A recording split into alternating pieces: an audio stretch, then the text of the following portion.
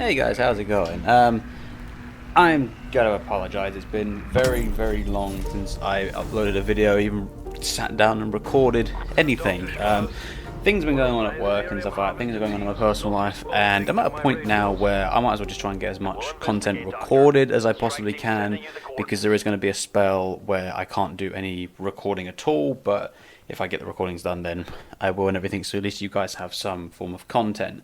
I thought I'd come back with a video.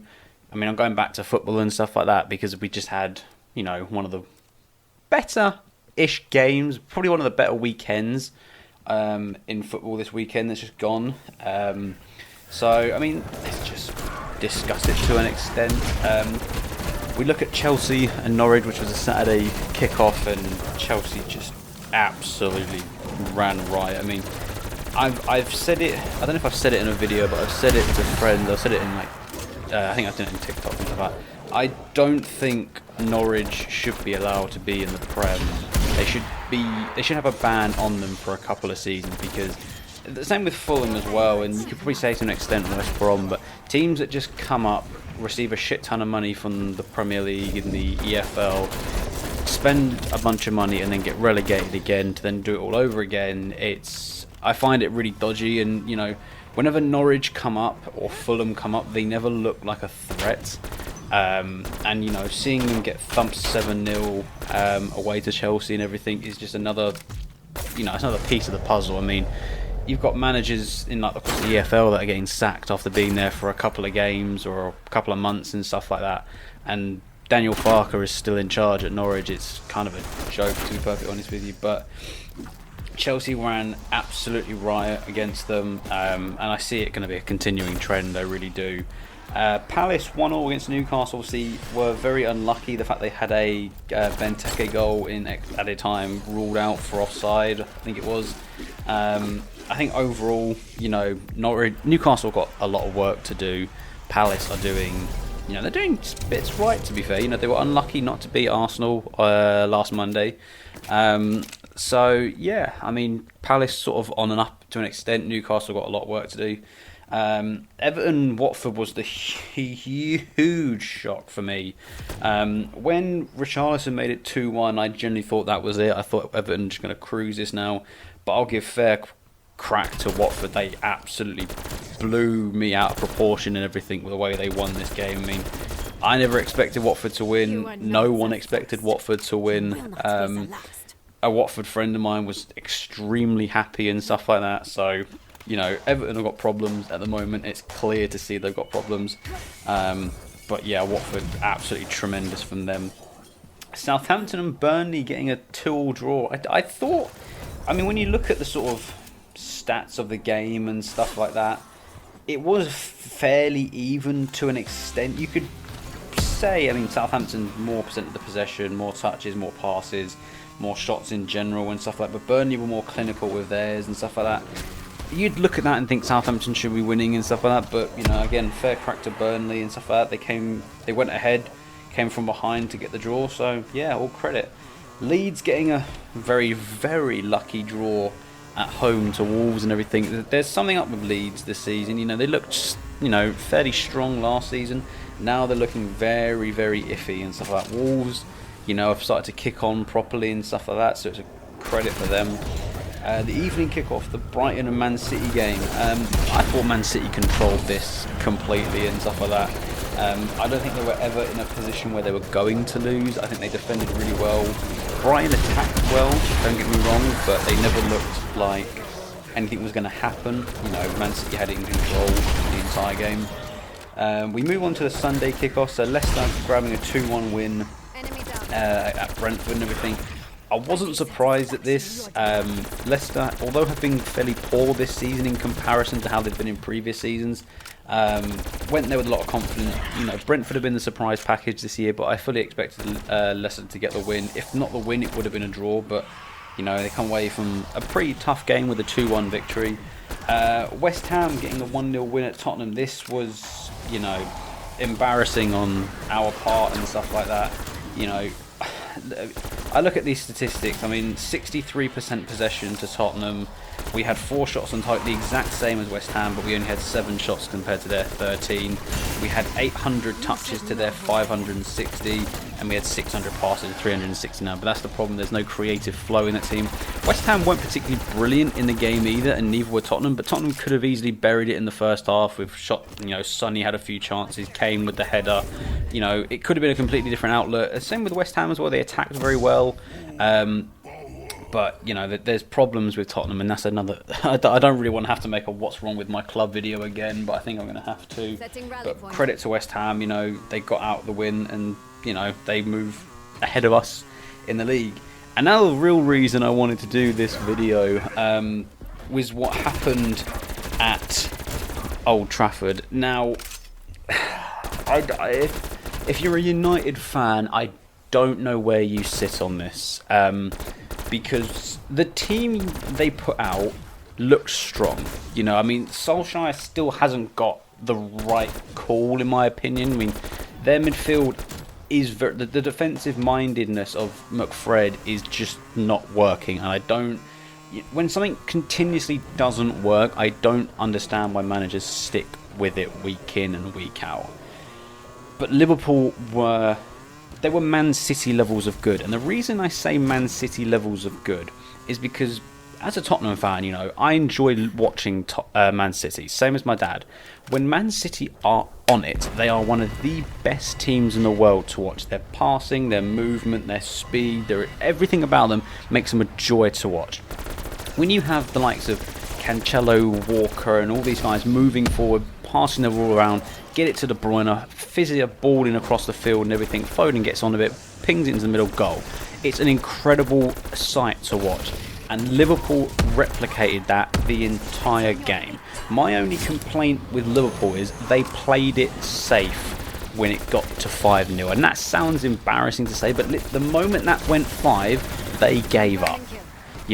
If I was Liverpool, I would have gone for the absolute kill. I would have kept scoring, because bar a few saves from De Gea, Liverpool didn't do anything. It was like 10 minutes to go, and they're just happy passing it around the back. That's my only issue with football and stuff like that. You're 5-0 up. They're not going to win. They're not going to get a draw out of it. There is nothing wrong with you pumping balls into the middle and stuff like that and putting pressure on an already fragile defence.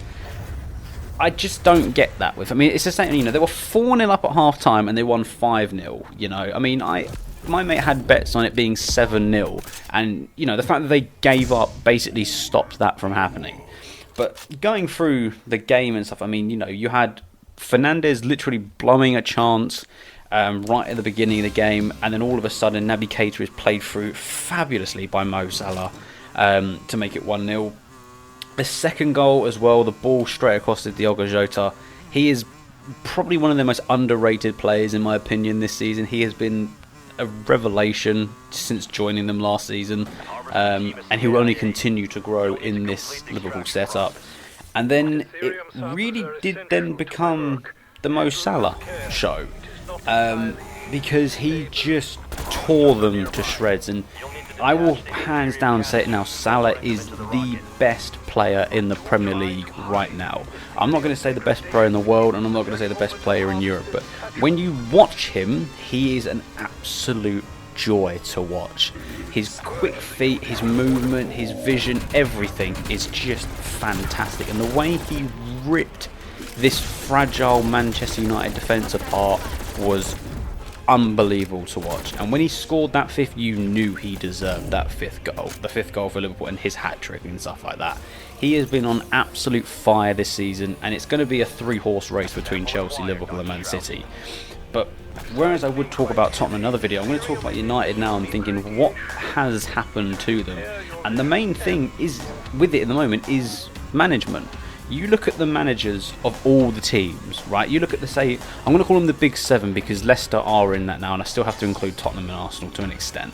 You look at the tops, the big seven, as I'm going to call them, right? The manager of Chelsea, Thomas Tuchel, is a multi-time league winner and stuff like that. Whether it was a PSG, I think he won it with Dortmund and stuff like that. He's a serial winner. You look at Manchester City, you have got Pep Guardiola, one of the best coaches of his generation, won trophies in England, in Spain and in Germany. You then got Jurgen Klopp in charge of Liverpool, a seasoned winner again with Dortmund, and has won it with Liverpool as well, has won the Champions League with them. Then you move down the list. You've got in charge of Man United, Ole Gunnar Solskjaer, whose only real achievement is getting relegated with Cardiff and winning a few trophies with Mulder. You look at Leicester, and this is no disrespect to him, but Brendan Rodgers hasn't done a great deal. He's won an FA Cup and stuff like that, but that is literally it.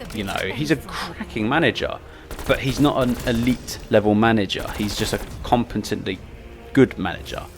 You look at Tottenham with Nuno Espirito Santo, his only real achievement to management is he had a few seasons in Porto and he's got Wolves promoted and kept him in the Prem, got him into Europe and stuff like that. Okay, that's literally it. And you look at Arsenal with Mikel Arteta, sure, he's won a few, like a Community Shield and some FA Cups, but, at the beginning of this season, they were calling for his head, Those four managers are not serial winners. They are not used to winning big trophies and stuff like that. So that's the problem with those four clubs. If you haven't got a serial winner, then your club is going to reflect that. Going back with Tottenham having Jose Mourinho and stuff like that, yeah, he's a serial winner, but the players, it never looked like they bought into his mentality, and he made Tottenham play worse with it. You can say we got to a cup final, but no Tottenham fan was ever happy with Jose Mourinho being hired, whether it was a Chelsea links or in the past and stuff like that. I never wanted him in the beginning. I would have happily have kept with Poch, because at the end of the day, it's clear, you look at it now, it's clear it wasn't the manager's fault. It was not Mourinho's, and it wasn't Pochettino's, it was the players. And to an extent of that, it's the board's fault for not investing in it. When you've got a team that you don't invest in for like 18 months, with what Tottenham did, it's going to decline. We got to a Champions League final and everything without spending a single penny. That's incredible. But that's not the point. When you haven't got a manager that wants to win you something and has to keep making excuse after excuse after excuse and keeps playing the wrong players in the team, then that's the person who's got to go. But what I don't like is that when a manager does get sacked and a new manager comes in, whether it's a caretaker or a coach or whatever, then the team starts playing well again. And then you think to yourself, but why couldn't they do that under the previous manager? And the more you look at it, it's the case of because they didn't buy into the manager. Do you really think Ronaldo and Pogba and Fernandes buy into Solskjaer's future plans and stuff like that? Do they really think he's going to be there in 3 or 4 years' time when they're supposedly winning titles? No. I'll be lucky. They'll be lucky if Solskjaer lasts the season. I don't think he'll get to the new year. I think when Woodward goes at the end of this year, Solskjaer will be gone as well. And it's just, the fallout from it. He said, I'm not worried about my job, and the Glazers come out and said, we back him 100%. You've got Maguire coming out to do his post-match interview saying, I'm only here because I've got to be here. This is one thing I want to talk about that. I get both sides of it. I get why he's that angry, because the last thing he wants to do after his team has just been spanked 5-0 at home by their biggest rivals, the last thing he wants to do is go out onto national television and talk about the game. But at the same time, I get why people are frustrated with it, because he is their club captain. He's got to be the one to address it. He's got to be the one to stand in front of it and go, look, we stand united as a team. It's a horrific game. We feel sorry for the fans, stuff like that. Don't get me wrong, the fans don't want to hear it, but they want to have someone there that they can trust in everything and believe in. Maguire isn't that person. Maguire's not a good footballer. He's not a good defender. He's not a good captain. We call him Slabhead not just because of the way he looks, but he's just generally not a good footballer. Yeah, sure, he scored a penalty for England in the Euro 2020 final and stuff like that. But as a defender, he's not very good. And I think if England had fully strength players and stuff like that, Maguire wouldn't even be in the team. For me, for a back two, would probably be someone like Joe Gomez and John Stones. Or even to an extent of that, you'd probably look at someone like Tarkowski or something like that as a good backup to it. But there's a serial problem with Manchester United at the moment. I'm looking at now 1, 2, 3, 4, 5. They had 6 bookings at home and 1 sending off. The fact they could have had 2 sending offs with the Ronaldo situation as well, but I haven't seen that or anything. We turned it off at that point. But 6 bookings at home to Liverpool and getting beaten 5-0 it's just poor, and this Saturday it's Tottenham and Manchester United, and we're at home, but I can realistically, in my mind, I can only see it finishing as either a draw or we're going to lose. I can't see us winning it. But at the same time, there's probably United fans going, the only way they can see it finishing is a draw or them losing because we're at home. I don't know how this Saturday is going to go. But as some people have called it, it's called El Sacco because both Santo and Solskjaer are the two up at the moment in time the most at risk of their job. And it's crazy to think about. They're the two managers that are at risk of losing their job when Norwich, are bottom of the league with 2 points. Newcastle have just sacked their manager, fair enough.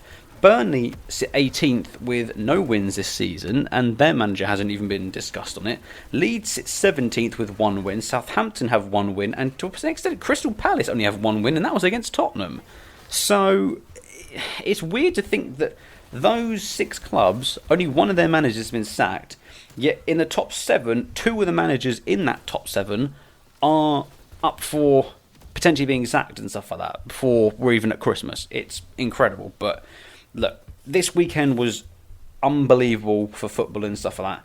This weekend coming the Saturday is going to be a really, really good group of fixtures and stuff like that. The Sunday and the Monday are very meh fixtures, and that's nothing against the 6 teams that are including it.